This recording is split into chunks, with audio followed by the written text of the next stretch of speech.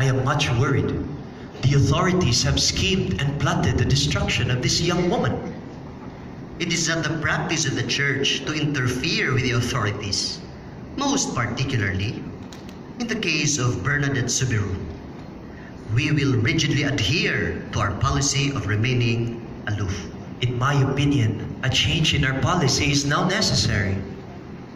That opinion is not being shared by an amazing number of ecclesiastics. I realize that. And I also realize that man by myself has talked to this young girl.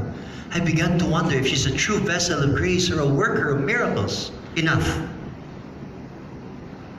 My dear Dean, only the Congregation of Rights can solely determine whether a given phenomenon is a genuine miracle or a deception.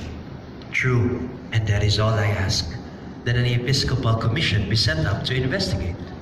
2 or 3 questionable cures are not enough to set up an investigation. One questionable cure has caused a multitude to travel hundreds of miles. Very well. I will set up such an investigation. Thank you, Your Excellency. However, I know that you know the possible consequences this young woman is up to. The Commission can only render one of 3 decisions. First, that this little Subiru is an impostor. Hence, she will be sent to prison for juvenile delinquents. Second, that she is a mad woman. Away with her to an asylum. And third, that she is the rarest of mortal beings. So when will the Commission start their investigation?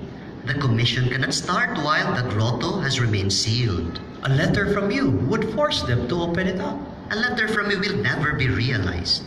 First, the Emperor will command the opening of the grotto. Then, the Commission will assemble, not the other way around. When will you ask the Emperor? Never! I haven't the slightest intention of even mentioning it. He won't even know that I am convening such a commission. My attitude puzzles you, doesn't it? My dear Dean, I am giving your lady a chance to prove herself to me. If she is the Blessed Virgin, then nothing is impossible for her. She will overcome the Emperor.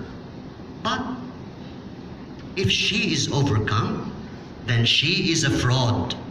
The grotto will remain boarded up, and she and the thought of setting up an investigation will vanish into thin air. And I wonder, my dear Dean, who will win? The Emperor or your lady?